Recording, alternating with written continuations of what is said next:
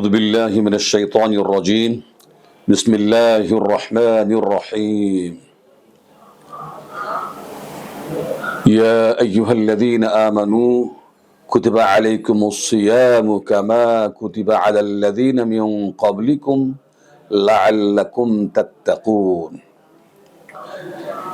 أياما معدودات فمن كان منكم مريضا أو على سفر فعدة من أيام أخر وعلى الذين يطيقونه فدية طعام مسكين فمن تطوع خيرا فهو خير له وأن تصوموا خير لكم إن كنتم تعلمون شهر رمضان الذي أنزل فيه القرآن هدى للناس وبينات من الهدى والفرقان صدق الله العظيم সুপ্রিয় দর্শক শ্রোতা, রহমত, মাগফিরাত, নাজাতের মাস রমাদান মাস। এই রমাদান মাসের এত গুরুত্ব কেন? এই রমাদান মাসকে এত গুরুত্ব দেওয়া হয় কেন? আল্লাহ রাব্বুল আলামিন এই রমাদান মাসে তার ইমানদার মুমিন বান্দারা যেন পরিপূর্ণরূপে এই রমাদানকে আদায় করতে পারে, সেই লক্ষ্যেই এই রমাদান মাসে আল্লাহ রাব্বুল আলামিন কোরআনুল কারীম অবতীর্ণ করেছেন। কোরআনুল কারীম কেন আল্লাহ রাব্বুল আলামিন মানুষকে দিলেন?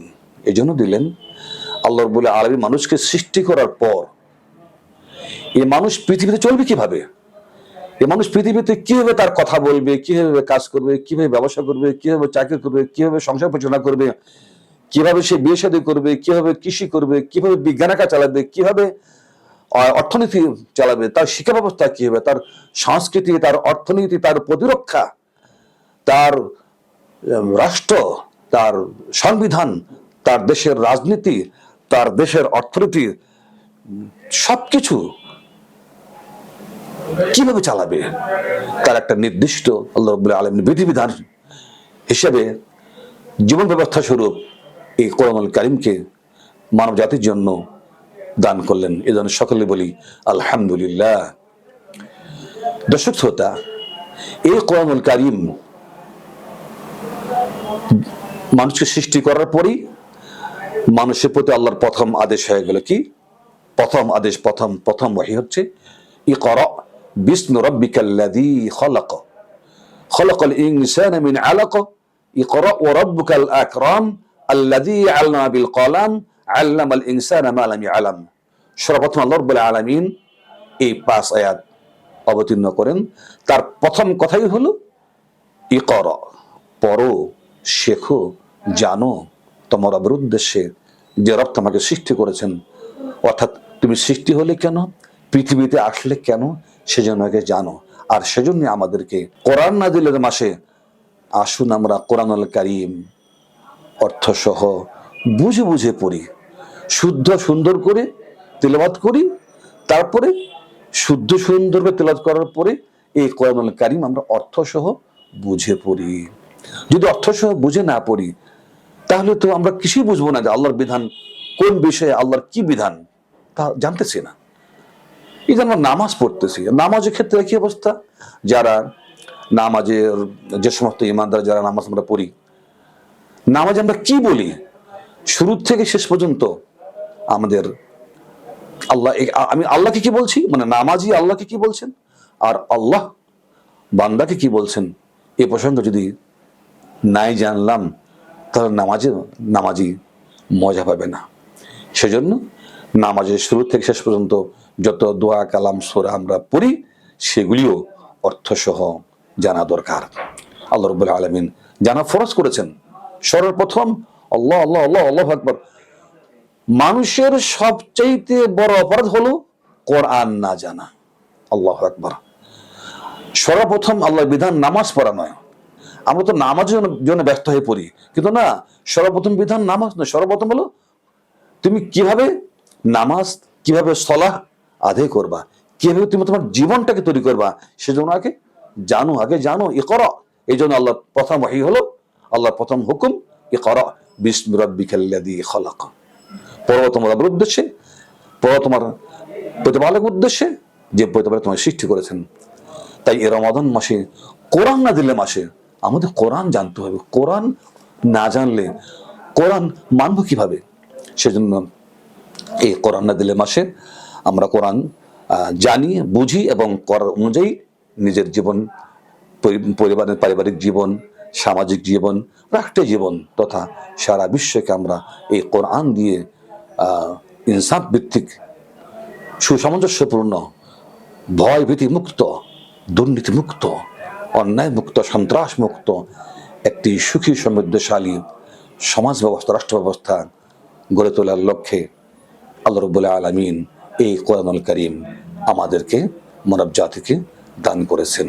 আল্লাহ সেজন্য বলছেন এই রমাদান সম্পর্কে, আল্লাহ বলছেন, ইয়া আইয়ুহাল্লাযীনা আমানু কুতিবা আলাইকুমুস সিয়ামু কামা কুতিবা আলাল্লাযীনা মিন ক্বাবলিকুম লাআল্লাকুম তাত্তাকুন।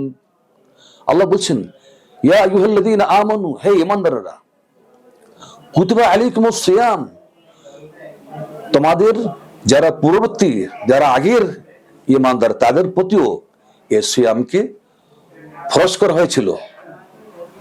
কামা কুতিবা আলাল্লাযীনা মিন ক্বাবলিকুম, তোমাদের পূর্ববর্তীদের উপরও যেভাবে সিয়াম ফরজ করা হয়েছিল, তোমাদের উপরও এই সিয়ামকে ফরজ করা হলো। কেন? যাতে করে তোমরা তাকওয়াবান হতে পারো, তাকওয়াবান মানুষ হতে পারো, অর্থাৎ একজন পরিপূর্ণ, নিখুঁত, চরিত্রবান, খাঁটি মানুষ রূপে নিজেকে, খাঁটি আল্লাহর গোলাম রূপে নিজেকে তৈরি করতে পারো। সেই লক্ষ্যে আল্লাহ রাব্বুল আলামিন এই কোরআন আমাদেরকে দান করলেন। আর এই সিয়াম কিন্তু শুধু এখন না, আগের জামানাতেও এই সিয়াম ছিল, অন্য অন্য নবীদের জীবনেও এই সিয়াম ছিল। হযরত নূহ আলাইহিস সালাম তিনি 3 দিন সিয়াম পালন করেছেন, সুবহানাল্লাহ। হযরত মূসা আলাইহিস সালাম তিনি আশুরার সিয়াম আদায় করতেন। হযরত দাউদ আলাইহিস সালাম তিনিও একদিন পর পর সিয়াম পালন করতেন, সুবহানাল্লাহ। আর ইহুদি খ্রিস্টানরা তারাও সিয়াম করে, কিন্তু আমাদের মতো করে না, এটা একটা বিষয়। তো আসুন, এই যে আল্লাহ বলছেন যে, দেখেন কি সুন্দর বিধান, আল্লাহ এই পর্যন্ত বলেন লাআল্লাকুম তাত্তাকুন, যাতে করে তোমরা তাকওয়াবান হতে পারো। এখন তাকওয়াবান হওয়ার জন্য এটা একটা ব্যাপক বিষয়। তাকওয়াবান হওয়ার জন্য সর্বপ্রথম তাকওয়ার জ্ঞান অর্জন করতে হবে, এটা 1 নম্বর কাজ।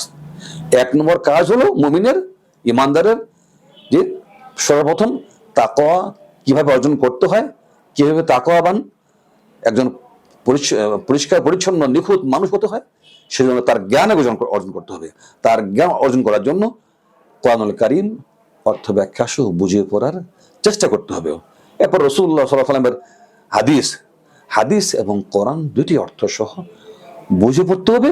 কোরআন হাদিস অর্থ ব্যাখ্যা সহ বুঝে পড়লেই পড়ে আমাদের মধ্যে কোরআন হাদিসের জ্ঞান এসে যাবে। আর কোরআন হাদিসের জ্ঞান এসে গেলে এরপরে আমরা কোরআন হাদিস অনুযায়ী আমাদের জীবনটাকে সুন্দর করে সাজাতে পারবো। আসুন সকলে আমরা চেষ্টা করি, আল্লাহ রাব্বুল আলামিন আমাদেরকে সেই তৌফিক দিন। আমিন। আসসালামু আলাইকুম ওয়া রাহমাতুল্লাহি ওয়া বারাকাতুহু।